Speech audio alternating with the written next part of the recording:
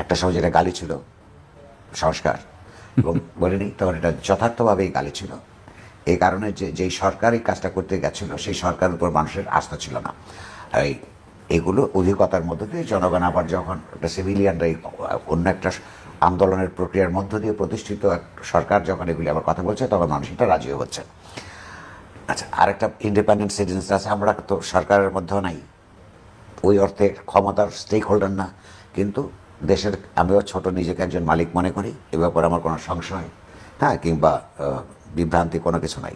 এটা মুশকিল হলো যে কোনো চিন্তার বিরুদ্ধে চিন্তা থাকে।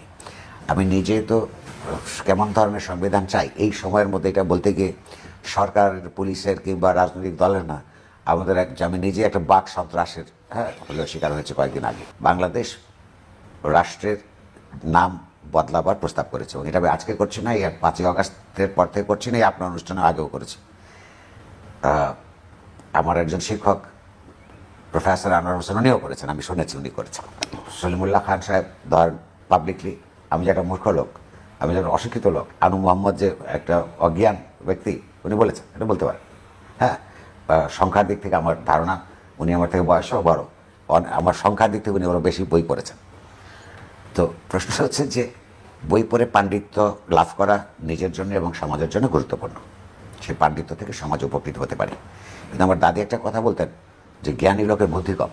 জামাত ইসলামের মধ্যে যারা আপনার যুদ্ধাপরাধী হিসেবে চিহ্নিত আছেন, হয়েছেন, তাদের বিচার তো বটেই আমরা চাইছি, তখন থেকে জামাত ইসলাম সংগঠন হিসেবে বিচার তখন থেকে চাইছি, এখনও চাই বিচার।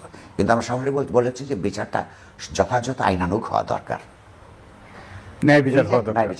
এই কোন আন্দোলন সরকারের পৃষ্ঠপোষকতায় পুলিশ প্রহরায় কোনো আন্দোলনের ভেতরে কোনো জনস্বার্থপরায়ণ কোনো ঘটনা ঘটে, এটা আমাকে বিশ্বাস করতে হবে। আপনি বিশ্বাস করেন? শাহবাগটা তাই ছিল। এটা বোঝবার জন্য একটাও বই পড়ার দরকার আছে, আর এটা বোঝার জন্য অনেক বই পড়ে পাণ্ডিত্য দেখানোর চাইতে ওই কম বুদ্ধি মানুষও ভালো। দ্বিতীয়ত, যাই হোক, আমি আপনার প্রশ্নের জায়গায় আসছি। খান সাহেব বলছেন, ধরুন তার যুক্তি এটা হলো যে শব্দ তার অর্থ বদলায়, সত্য বদলায়, কিন্তু যে কথাটা উনি বলছেন না, অন্যদের গালাগাল দিচ্ছেন, সেটা হচ্ছে যে শব্দের শরীরে ইতিহাসের চিহ্ন থাকে।